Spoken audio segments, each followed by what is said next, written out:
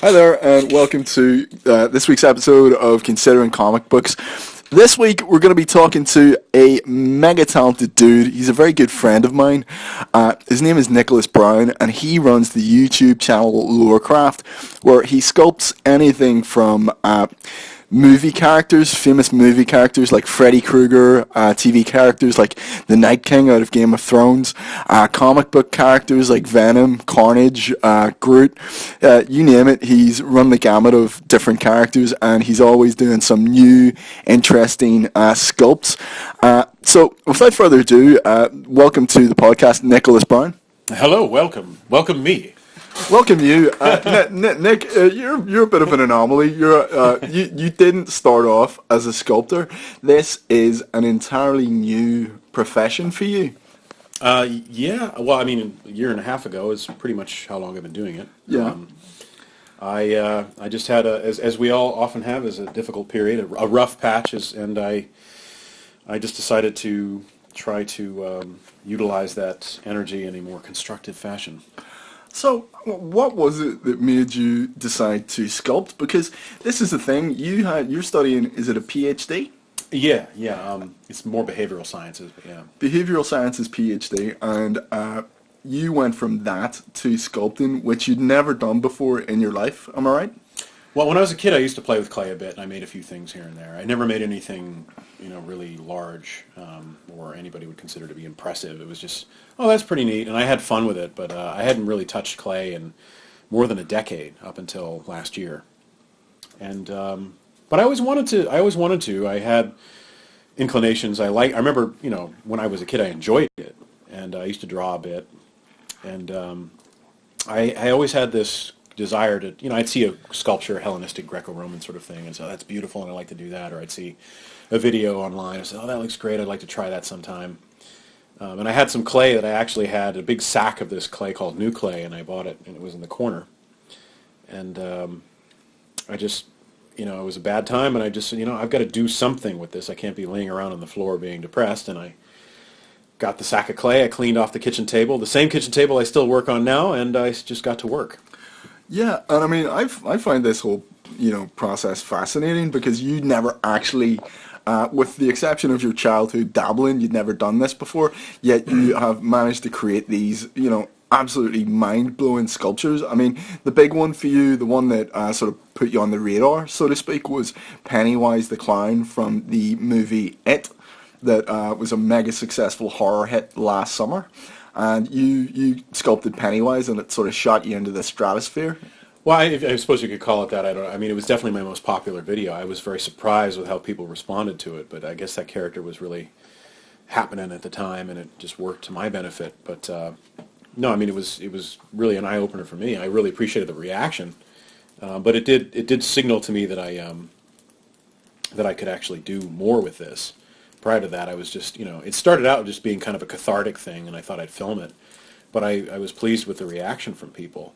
But no, a lot of this stuff didn't develop in a vacuum. I mean, it wasn't like I was completely idle between, most recently and a decade prior. It was, I did an undergraduate in anthropology, and I was doing forensic anthropology and craniometrics and human biology and evolutionary biology and comparative anatomy and things like that. And then I did very well with biosciences. And at one point I was actually looking to get into a nursing program in Tampa, but thankfully that didn't happen, and I got in over here at Belfast in Queens and moved back towards the master's graduate track.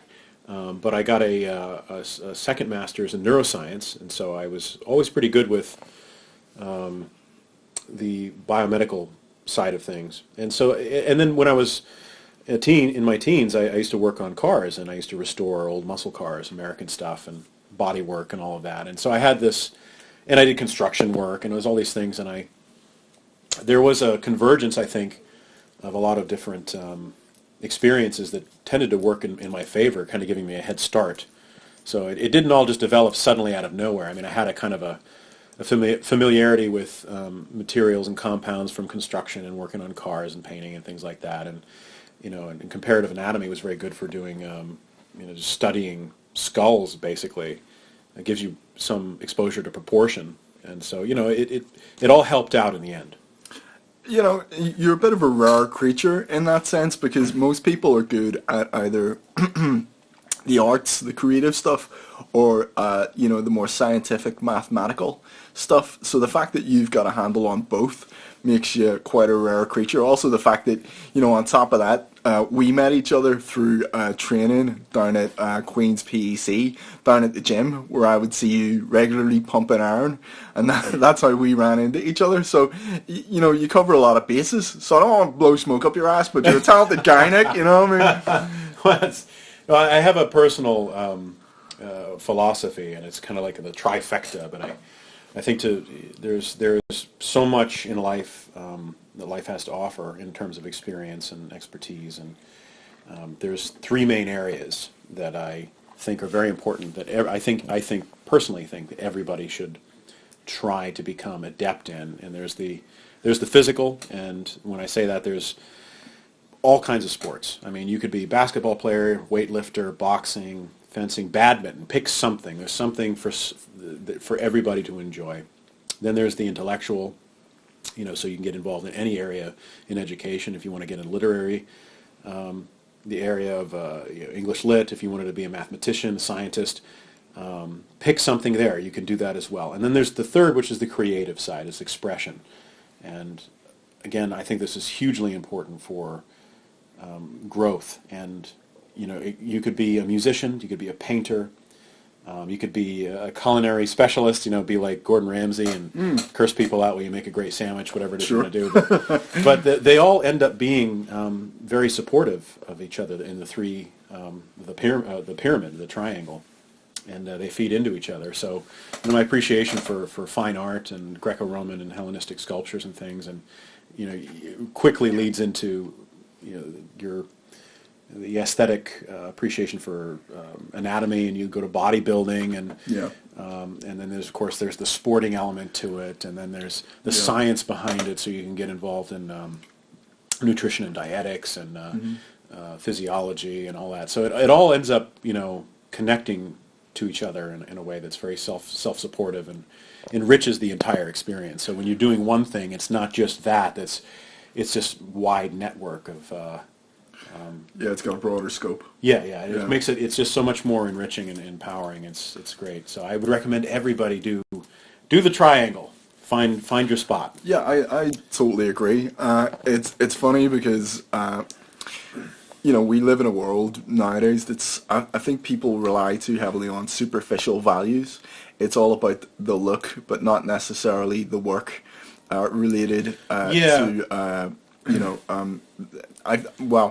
It's there's a personal gratification in putting effort into something and watching it pay off. I mean, this is an area that I've, being more public now than I've ever been in my life, having the channel up and all these people, talking to me and being interested in what I'm doing. It's great, and I appreciate it. But being in academia all this time, I've definitely had to deal with the currents in academics and culture of that institution, and so I'm hesitant to express certain views, but one of the things is, I think something that troubles me is that there's an enormous preoccupation with what people are right now. They're concerned about their identities. Identity politics. Yeah, it's identity politics, and they're more concerned about what they are rather than what they do. And that is, I think that's highly destructive. I think we should be more concerned about how industrious and creative and interesting and helpful.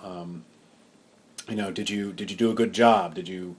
Are you a good friend? Yeah. Your friend needs help moving. Did you help him lift his furniture to the new apartment? You had to go to work. Did you do a good job today? Did you make the experience something better for everybody in the environment? Are you a decent human being? Did you do? I just think back of we're so. The word privilege comes up a lot today, and the truth is we're all very privileged to live in the era that we're now residing in. And I just think back at times where, everybody in the community had to contribute something. Yeah, that's right. And it's like, if you didn't gather that firewood for the last 2 hours in the cold snow. You know, you and your family would freeze your ass off all night. Well, that's actually only like a couple of generations removed. I know, it's not even that long ago. I mean, it's still the case. It's like a person ago, you know. Yeah, but it's also, I mean, you know, we're very affluent now, and we're very lucky, but there's still places where this is going on.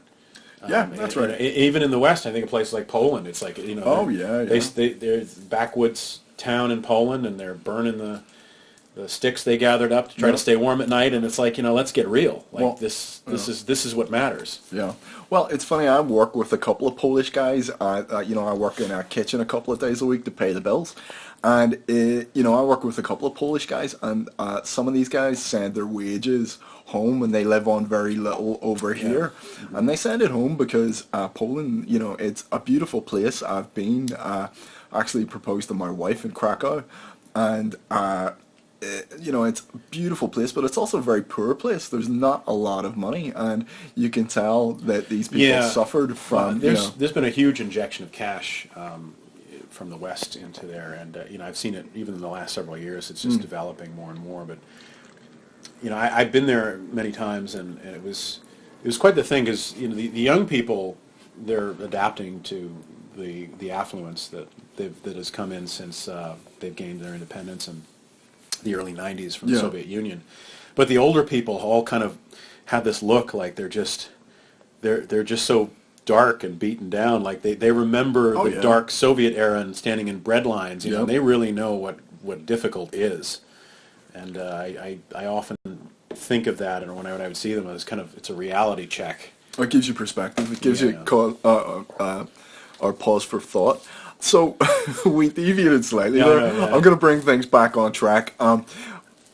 Yeah, because you know, we could easily go into we could go into, you know, reminiscing about places we've been in, history lessons and stuff. But let's bring things back on track for people who tuned in specifically to hear us talk about at least comic related stuff, which you know. Sure. So let's talk about, you've been doing some comic book sculptures, Venom and Carnage.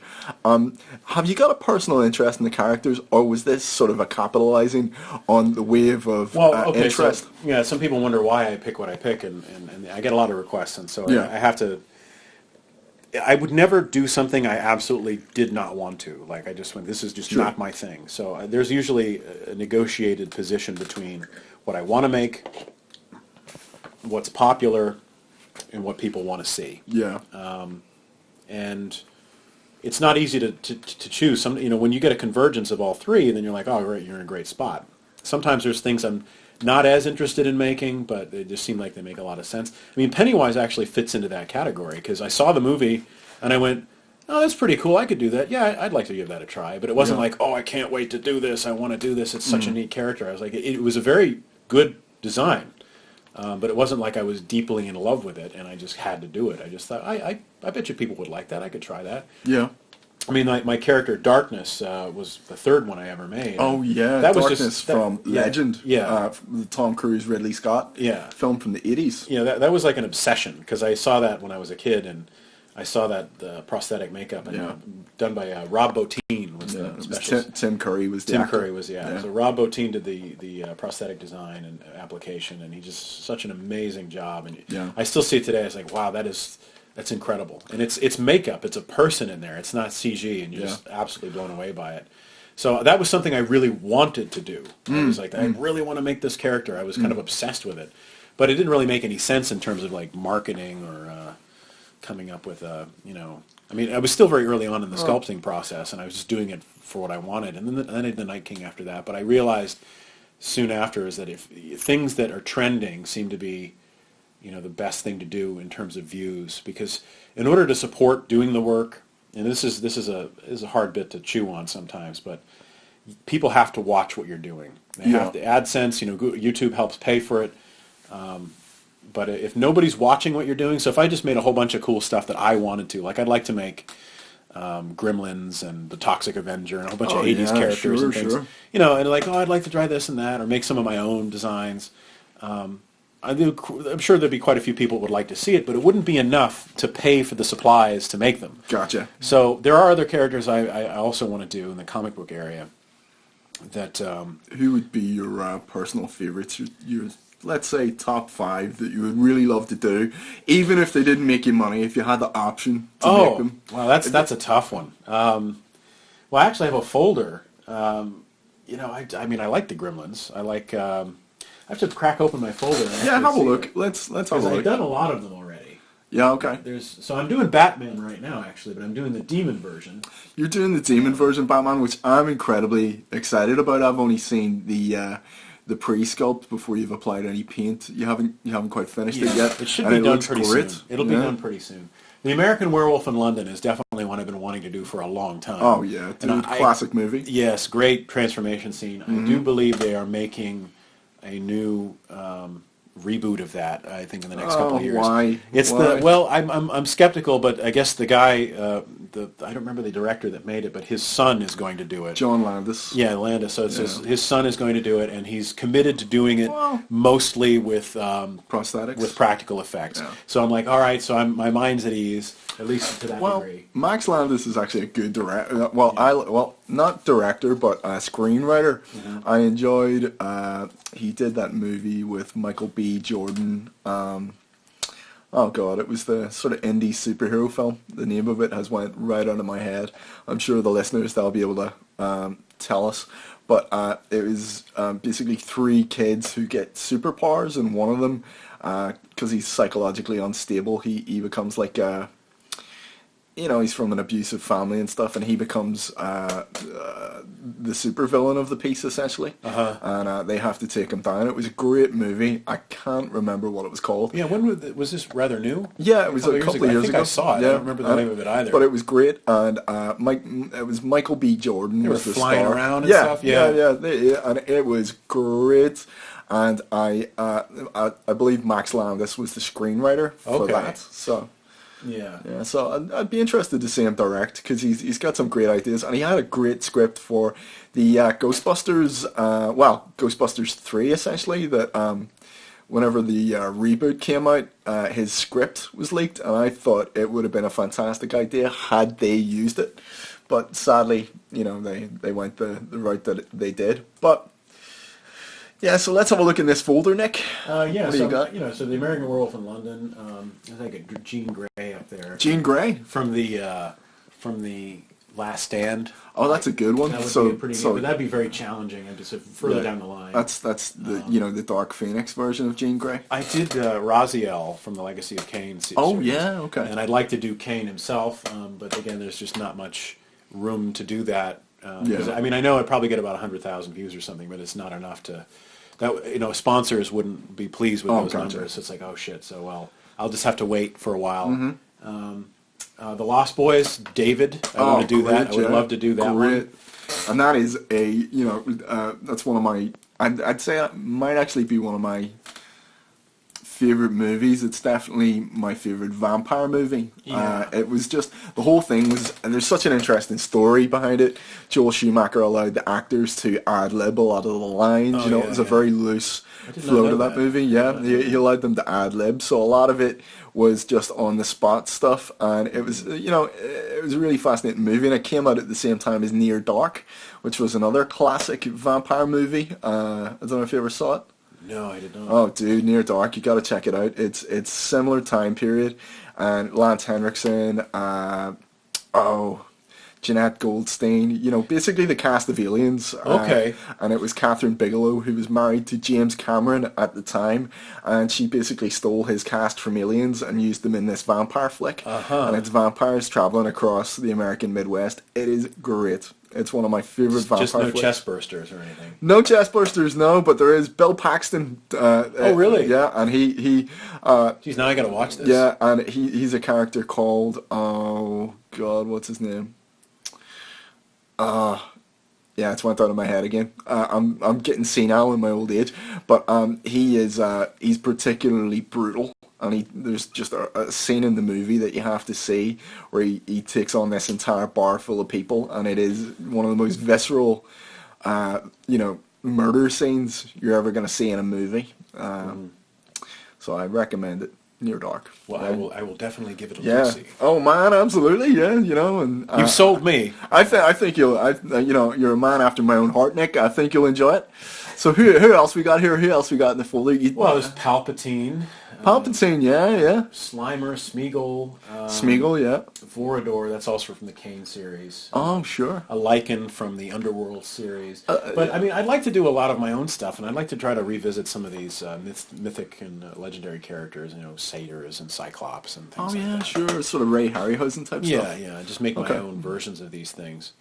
Oh, dude, absolutely. And I mean, I would love to see that. I suppose, again, it comes up against, will people come in and give you the views for that sort of stuff? Yeah, I know. It's tough. And there's also kind of mashups and reimagining. So I was talking about doing like a Mario, like a realistic Mario, but like old man Mario. That'd be great. Kind of like a take on like Old Man Logan, but it's Mario, and he's just got his ass kicked, and he's got scars, and he's gray hair, and he looks. Have you seen? I've noticed that there's a lot of cosplayers who do Princess Peach, and it's all these hot cosplayers, and they're all dressed up as Princess Peach in bikini, and they've done this thing recently where it's if she was Bowser's wife, and it's called Bowsette. And then she's sort of got this S&M look to her. Yeah. And it's and I always love those sort of mashups, that sort of people take it to a different place. Since I did that zombie Yoda thing, I've got the requests. They're like, do zombie Bowser and stuff. Oh, God, yeah. I think it'd be a really unusual sort of thing to do. But yeah, I suppose I could do something like that. How do you appeal to those fan bases and get the stuff out there to them? What's your method? What's your hard secret? because it's like, I mean, I'd make what if there was a big support base for it, and they're like, we want this, and there was enough people, I'd be glad to do it.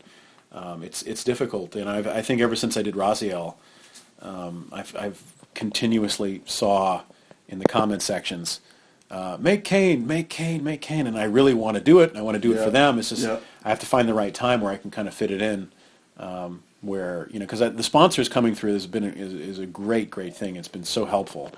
But they have these requirements. They have things that you've got to have a certain amount of views, and to satisfy them, and then get payment, and of course make them happy enough to come back. Sure. And they just won't. Doing a Kane just won't cut it. Like they will not be satisfied with that. Yeah. So when I have a window where there's probably like a point where there's no sponsors, or that I'm actually ahead of a quota, then I can try to get that in there. But I do pay attention to the comments and see what people are after. Because the people that have been supporting it are really the only reason I'm being able to do this at all. Well, I mean, dude, that is absolutely, that's the key, I guess. It's about giving it to the fans, and one thing we always talk about is, things like this are it's built to be commercial, as much as we love to do things that are just purely passion projects, you have to look at the commercial side of I know, things and as well. it sucks. I wish I didn't have to worry about those things, but it does come in, and it's a big part of this, because it's like, how do you keep the lights on? There has to be some way to support it. And it's commercial. As long as people keep watching, I'll keep doing it, and that's how it works. Yeah, and it's funny actually, because we live in, especially in comic books and movies, and in the media, you see a lot of how can I put it? I follow a lot of stuff on YouTube, and I'll follow things on Twitter and stuff, and I see people. There's a conflict between the idea, I guess, that something is being made as purely as art and an expression of the artist, and that something is being made to be commercial. So you see these sort of personalities, or, the writers or the artists or whatever, who want to have their individualism at the same time while trying to work for a corporation. Mm-hmm. So I guess it's an interesting time, because it used to be very cut and dried. You worked for a company or sponsors or whoever, and your personality, what you thought, your individualism was kind of consumed within that entity. Whereas nowadays there's that conflict of, I want to have my opinions, but I also want to have a job for a company. And I saw Chuck Wendig got fired recently. He was the guy who wrote for Star Wars. He wrote some of the Star Wars novels, and he made some heavily sort of political comments on his Twitter. And, you know, slanderous sort of stuff regarding people who, I think it was regards Kavanaugh and Trump and things like that. And, you know, very vulgar sort of tweets. But, you know, he was saying those things on his personal Twitter, but also, I guess, as a representative of a, you know, of a brand. So... Yeah, well, I mean, you know, I remember it was the New York Times that she was an Asian woman that wrote these really nasty tweets about white men or something. Oh, and, I saw that. And yeah. she didn't get fired. You know, Yeah. she said something like she likes making old white people cry. I was like, yeah. this is like the worst stuff.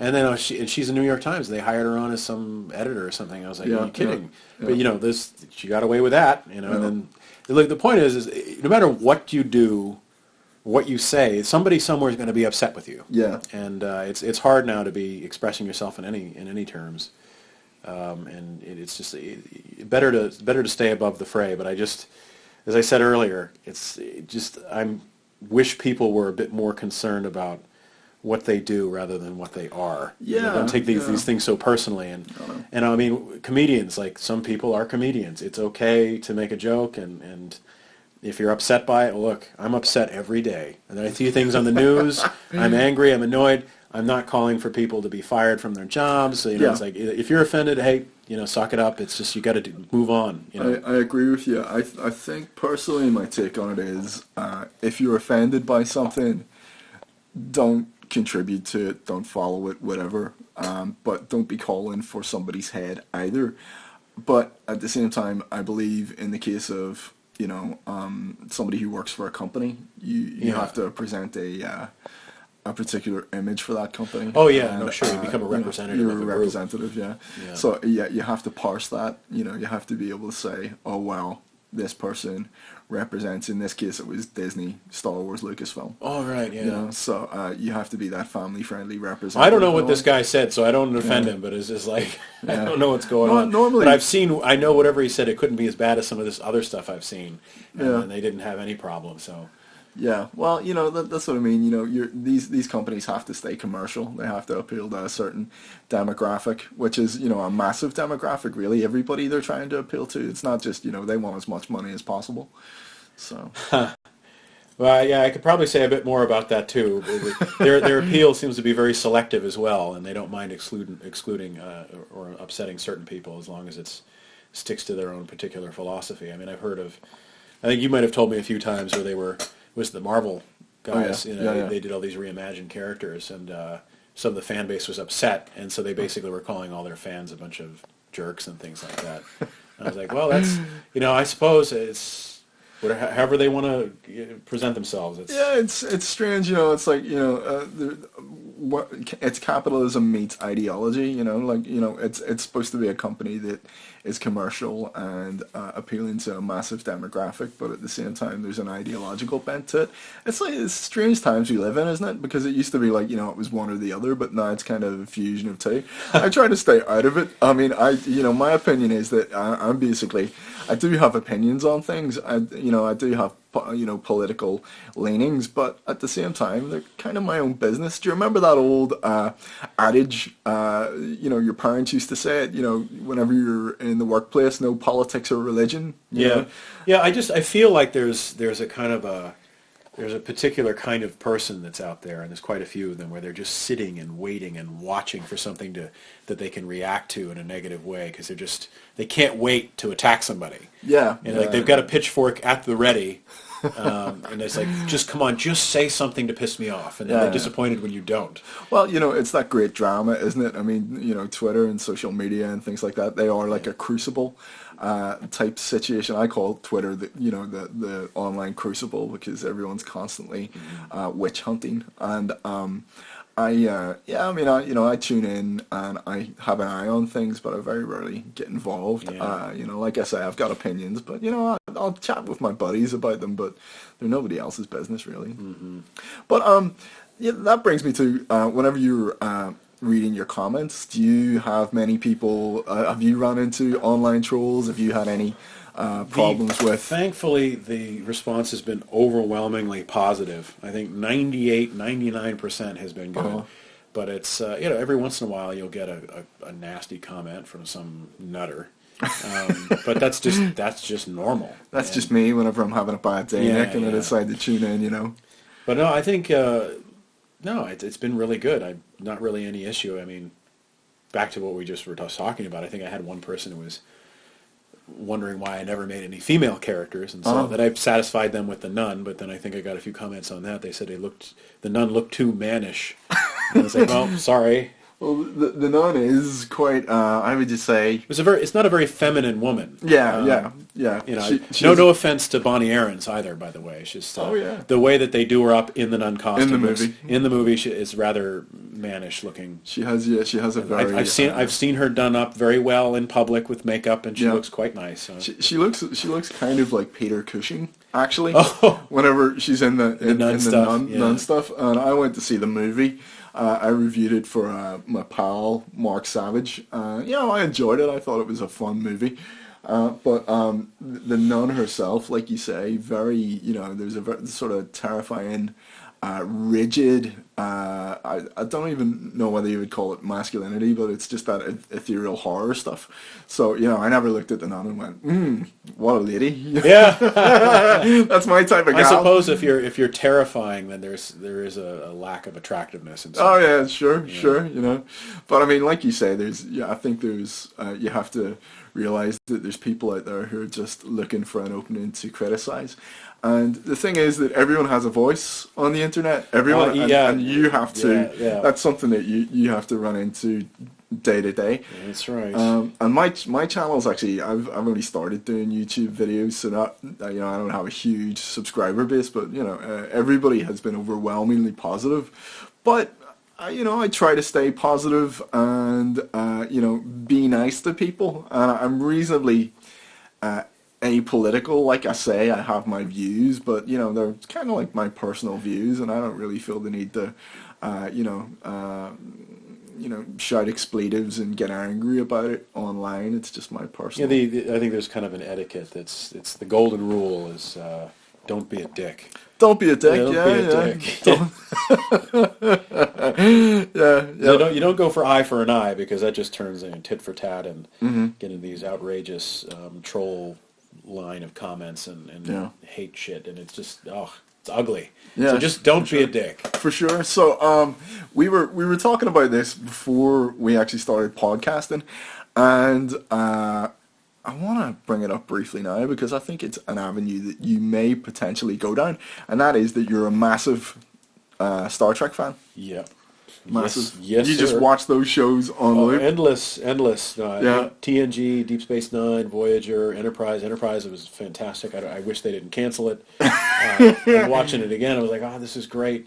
Why did they stop this? And you said as well that you've quite enjoyed Star Trek Discovery. Well, I like it the least of all of the Trek shows, but it's not horrible. There's a couple episodes that I liked. I think there's one with Saru, and they go to this planet, and his species was always in a heightened state of anxiety because they're a prey species. Sure. And he goes to this planet, and this kind of alien there it's kind of an ethereal alien species. You never actually see them physically running around, but they relieve him of his anxiety. So the first time in his entire existence, he doesn't have any feelings of fear, and he's so relaxed and satisfied and happy about this that he doesn't want to leave, and he's kind of freaking out. It's like, don't take me. It's like it's like being on MDMA permanently or something. Dude, sounds like me the first time I took a Prozac. It's like, so I was like, well, that's a pretty good episode, but it's probably the only one that I can think of that was like, that is old Trek style, that they get a good right up of that. It's an okay show. It's good special effects. And it's not awful. I mean, they could have turned it much worse, but it's definitely not like the old Trek shows and the kind of the endearing qualities that those had. It doesn't really have so much of that. And you were saying that you're a strictly TNG man. Well, that would be my number one, my first. But I'll go through all of them, and I think there's just some sense of like they have this togetherness and a sense of family, and you get the character development and the personality types and characteristics they have, how they work together, and you develop a familiarity with them over time, and it's just such a great series of shows, and obviously TNG started that out, and Picard is the man, and DS9 it had a slow start and it was a bit rough, and then they got Worf on the show. Yeah. And Odo is awesome on there, and they each have their own charm. Yeah. I loved I loved Cisco, but I also loved the bromance between Bashir and O'Brien. Yeah, that was cool. I just thought it was great. And Section 31. Yeah, it was great. And we were talking about this earlier. Some of our favorite episodes. You were talking about the episode with Picard and the flute. Oh man. And how that reduced us to tears. Yeah, manly tears. I actually, it's one of those shows that I can't watch often. Yeah, because sure. it's like I save that for, yeah. And I want to show other people that episode. Yeah. Usually though, when I expose people, it's hard to expose people to Star Trek because there's so much character development and a development of intimate understanding of these characters over time. Yeah. That some of these episodes, they mean so much more because you watch the ones before them. Yeah. So there's an episode I think that's predicated on that episode with him and the flute, where he meets Commander Darren. This is science officer on the ship, and he starts getting interested. And she plays the piano. That's right. And then he gets the flute out, and they start playing. And he explains to her, he's like, "Look, I don't, show this to everybody because this is a very deep, intimate thing for me." And so it was. Yeah. Just for anyone who hasn't seen the episode, spoiler alert. Picard, the flute is an artifact that he recovers, as I recall, and he has this vision of living an entire complete life on that planet where they find it. So there's this probe, right? That the ship encounters a probe and it zaps him, and he goes unconscious, and in a matter of minutes he lives an entire lifetime as a different person on a planet, and he has a family, and all this stuff happens. And he lives an entire life and has grandchildren. And in the end of the hallucination, they reveal what it was all about, and then it was a race of the head-to-head. Their star had gone supernova, and they were unable to save themselves because they weren't technologically advanced enough. Yeah. And so they sent a probe out into space and hoped that it would be found by somebody someday. And then he wakes up and finds out only 10 minutes went by. Yeah. And then they tractor the probe into the cargo bay, and they open it up, and the flute that he learned how to play in that lifetime is inside the probe. Beautiful. And he takes it and he starts playing it, and it's just like, you're like, oh man, you become quite misty-eyed. Yeah, big time. Get something stuck in your eye. It's the same for me. It was the DS9 episode with O'Brien, where he is put in prison, and he develops a relationship with his cellmate, and they become to be best friends, and he's in there for what seems like decades, and in the end his best friend, I think they fight over food, maybe. I may be wrong about that, but anyway, his best friend dies, and O'Brien spends, he realizes he's trapped in there. He's utterly forlorn because the only person that he had left, the only person that he cares about, is gone. And then he is woken up to reveal that it was all just it was basically, he had his entire prison sentence served out in like 10 minutes or something like that. And the whole thing. They gave him like 10 years of memories. In 10 minutes. Yeah. It was simulated torture.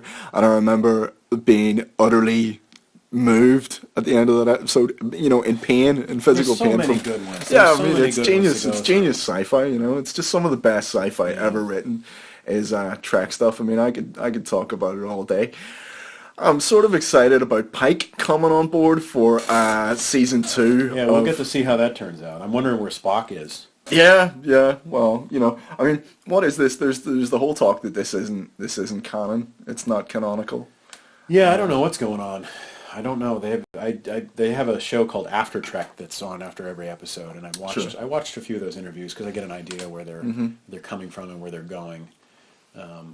And I haven't heard whether or not it's canon or not. I think the other timeline, the one in the new series of films, that's just a separate timeline. Yeah, that timeline where essentially Vulcan gets destroyed. Vulcan gets destroyed. Yeah, no, I think you're right. I don't like the movies. I thought Well, the they first. turned them into an action-packed Yeah, flick, you know. yeah. But it's not Trek, you know. And It's the same. It's like I see it. It's entertaining. I'm glad that people are watching it and are still interested in Trek, but it doesn't have that same vibe. Yeah, it doesn't have that. The one thing I find about Trek, the one thing I love about Trek is that for all its action moments, it's mostly complex character, drama, and intellectual science fiction. It's got a philosophical angle. And, you know, don't get me wrong. They're jousting between Star Wars or Star Trek, and for me it's clearly Trek because there's so much more philosophy there. And it's not that Star Wars is bad, it's just that Star Wars is like space fantasy action adventure, there's not a lot of deep philosophy involved. I mean, I'm not knocking it. It is what it is, and I can appreciate it, and I watch them too.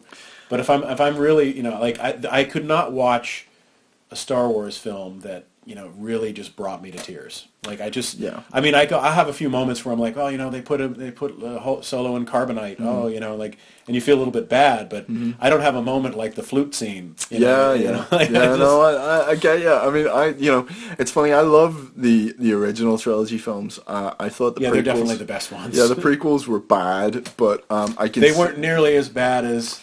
I don't want to say the new trilogy. I don't want to say it because Ryan Johnson actually gave me props for the Snoke I made, and I don't want to be mean because I appreciate that he said that. I mean, you know, we've discussed this.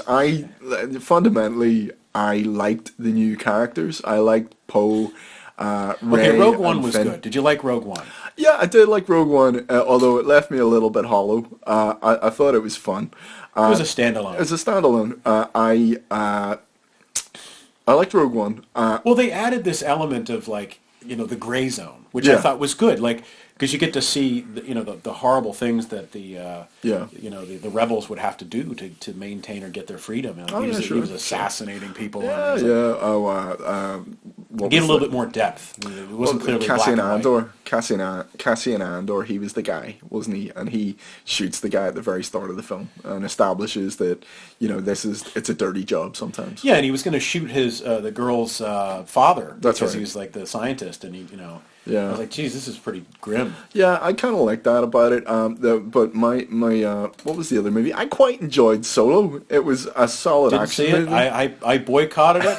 I boycotted it. Kathleen Kennedy. I was like, no, we gotta.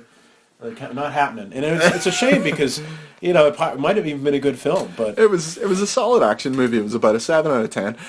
My big issue with The Last Jedi, and a lot of people were like, there was a lot of politics attached to it. Again, it was a lot of you're a racist, sexist, misogynist if you don't like it. For me, I actually quite like the new characters. I had high hopes for Rey. Finn in particular was one of the stronger characters. I think he had a really interesting backstory as a defector stormtrooper. But what bothered me was they, in order to subvert expectations, Ryan Johnson decided to ditch a lot of the plot point setups. And know what kind of franchise you're working in. I mean, there's places where you can do that, but I don't think a massively budgeted trilogy of movies is one of those places. I think you have to play within fan expectation there. And so there was that whole these things are operate off sort of mythic. Well, the three things. There's three things I think that really messed it up. Oh yeah. Okay, and I'm sure that many people have thought of this or you've already heard this, but the first thing is what they did to Luke. People waited. There are fans that waited to see him back in action for like 30 years. They killed me. Yeah. And this guy was, Luke is supposed to be this optimistic, powerful Jedi. That's, he's always looking for the good, and you see him. He's this broken down, depressed guy that gets beat up by this initiate that has no experience really, with a lightsaber at all. Yeah. And he's just defeated. Yeah. And he's barely used, and then they spoilers guys, but then they kill him. Yeah. And I'm like, we waited all this time for that. It's like, what? Yeah. Why did you do this to us? And then the other thing is the Mary Poppins scene with Leia in space. It was like, what in the hell did I just see? Yeah. That was just like, what? And then the third thing was that they managed to annihilate the space science and physics of interstellar combat in an instant by taking a was it a hyperdrive ship and just slamming it into this massive. Yeah, I mean, and it ripped it in half. I was like, if you could do that easily, if you could destroy a massive ship with another moderately sized ship that easily, yeah, and all you'd need was one, suicide attacker in a small ship to just wreck. And why would you build the Death Star? Like the Death Star problem. Like think of oh, that's the Death Star. We got to stop it. Like okay, well then just crash into it with, It's like you just completely ignored all the physics with this. Well, yeah, I mean, I think what the filmmakers here didn't realize is that nerds, especially Star Wars nerds, are very pedantic and very attached to the lore. And, I'd read a lot of the expanded universe stuff, so, I mean, I don't have any problem with Luke Skywalker going down darker paths, because he did that in the Thrawn trilogy, Timothy Zane's books. Then again, with Dark Empire, I think that was Tom Veitch and Cam Kennedy, he's seduced to the dark side by a reborn Palpatine. I loved all that stuff. It was superb. It took Leia to come along and save him from the dark side. She takes up the mantle of a Jedi Knight herself, and it is all really, really well done. Cam Kennedy's artwork was just absolutely astounding. Dave Dorman on covers. It was, so, and then you had the new Jedi Order. So, I mean, they've dealt with, how would you say, a fatigued Luke before, a Luke that has been, worn out by New Republic politics and, perpetual warfare. Yeah. So they've dealt with that before, and it was done very well in the books. So, it's not like I couldn't handle that from the character, but the thing is, they always brought him back from the brink. He was always a character who was uniquely hopeful and refused to give in to the almost overwhelming darkness. So, I mean, I guess that was my big issue. I mean, the whole thing where he's meditating to death, like he meditated to death. You actually sculpted Snoke, and Ryan Johnson, he gave you props on Twitter? It was... Had you seen the movie first, or was this... No, I mean, I'd seen it, and, I had planned to do it, and the movie had come out, and I was in the middle of it. It was one of the ones I really wanted to kind of do as well as I could. It's probably my most realistic sculpt I've done. Oh, yeah, for sure. But I just thought this is a great, interesting character, great character design. I had no idea what they were going to actually do to the character. I had already put him together, and I thought, this is a good idea, it's great, I'll put it up, and because there was a lot of hype, like who is Snoke, and where's he from? And were you gutted whenever you found out? Well, believe it or not, it actually had an extremely negative effect on me in a professional sense, because I put it up just after the film came out, just after. And did you have a fan backlash? It wasn't that. It was just that there was like such disappointment with the film that very few people came to see the sculpt video that I did until later. So I think So it really was slow to grow for quite a while. There was a big pickup, I think, after all this stuff came out in the news about, are they going to cancel it? And I collected another 600,000 views on it or something in the period of a month or two, because it was like lots of controversy going on with what was going to happen. They were canceling all these movies, I guess, and that's right. So there was a renewed interest, but I think it was just so many people were displeased and unhappy that what they did to that character in particular. They're like, well, I know a lot of my comments were like, too bad he's dead, too bad they killed him, and they said throwaway character and all this stuff in the comments. I'm like, guys, I tried. I was gutted. Yeah. I was genuinely gutted. I mean, there was potential there. A lot of potential. I thought he was going to be Darth Plagueis. I thought he was going to be Plagueis the Wise. So it was, I was massively gutted. Even if he was from some distant edge of the outer rim of the galaxy, and he just had some weird backstory where he just kind of came in from nowhere. Yeah, you'd have took it. Yeah, I mean, like that would have been interesting, Yeah. So, coming back to Star Trek, what characters do you think you would like to sculpt out of Trek? Because again, you've got a rich sort of... My favorite characters are humans or humanoid, and that's at my level of resource, what I have available to me and my skills, it makes it incredibly daunting, if not impossible, right now. Oh, really? I mean, I can't just sculpt a Patrick Stewart bust. Oh, yeah, that's just tough. like it would look like. I mean, you've seen wax museum fails. Yeah, And there are.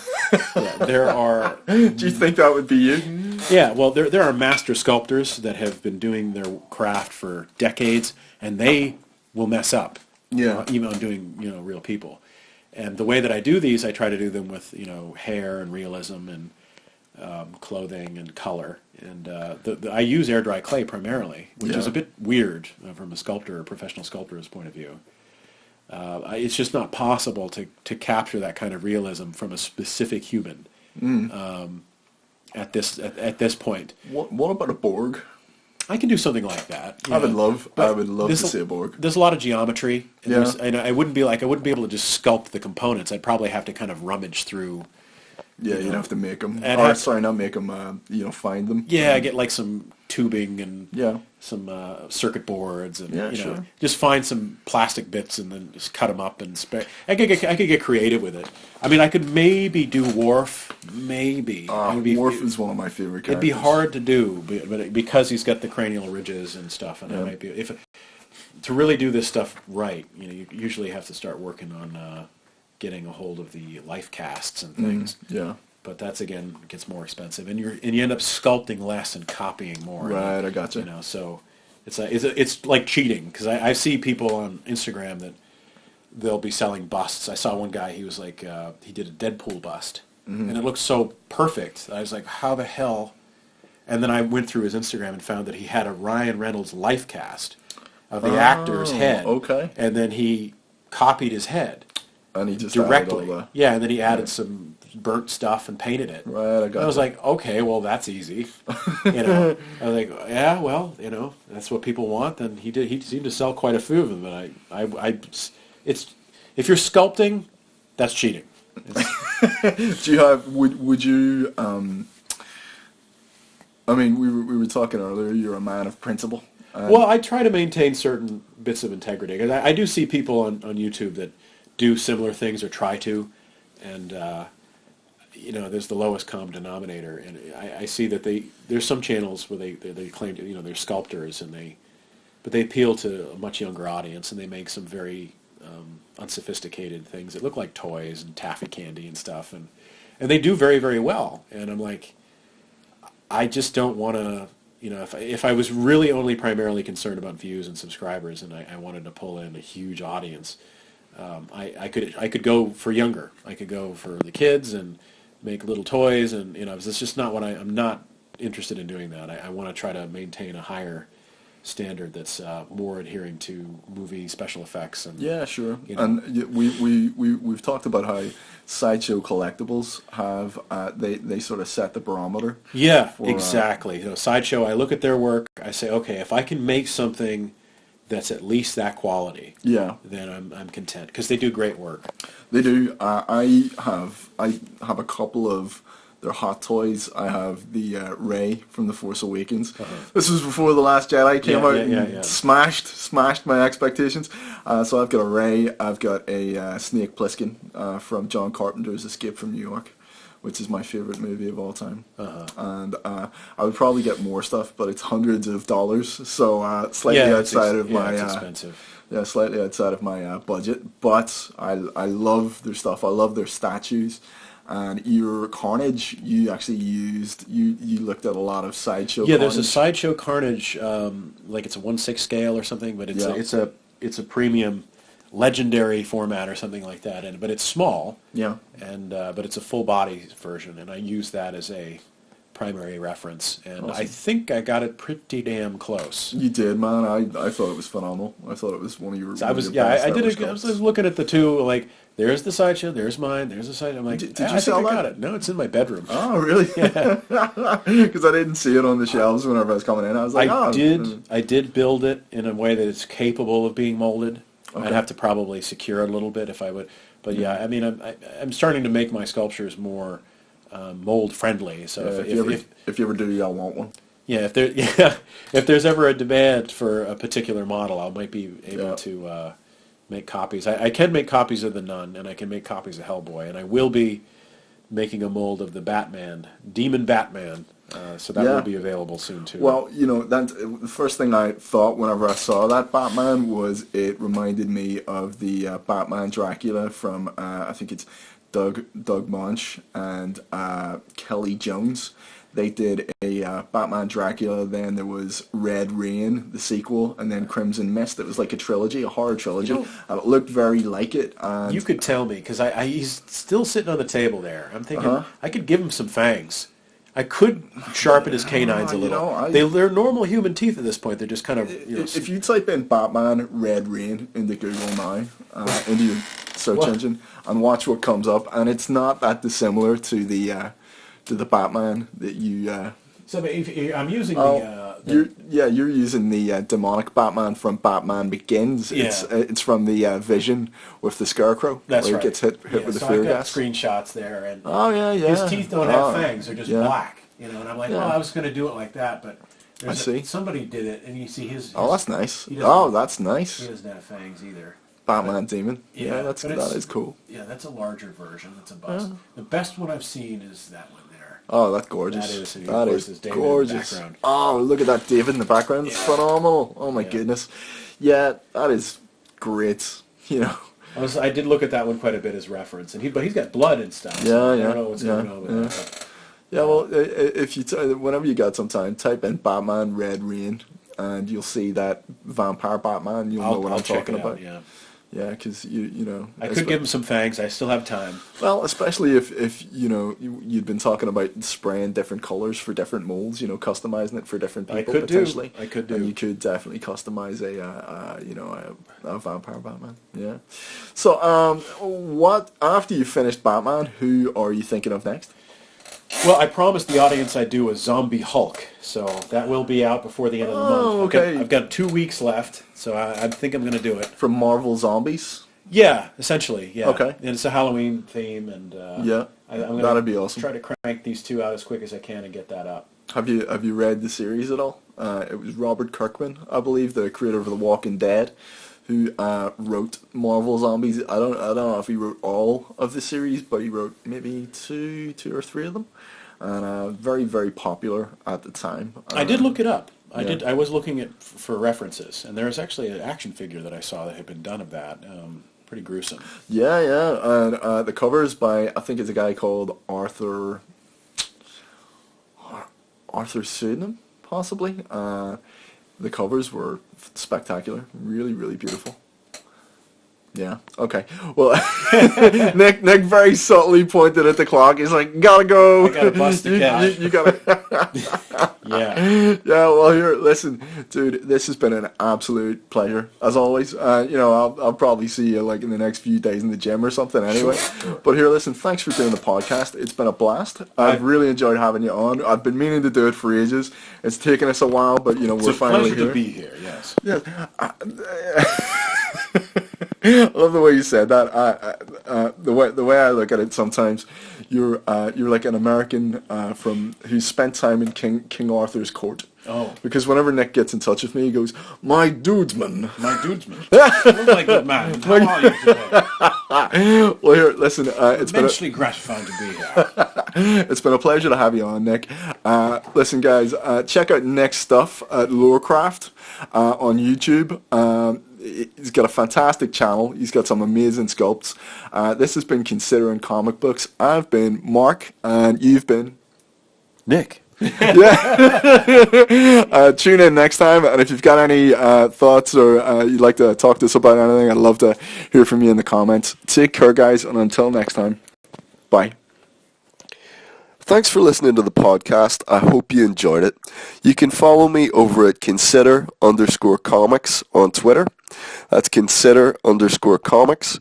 And you can also check out some of my own work for publications such as 2000 AD, Comic House.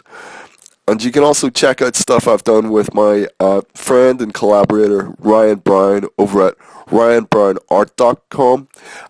That's where our own little creator-owned project called Esther the Relic can be found for free, so you can just read it for free.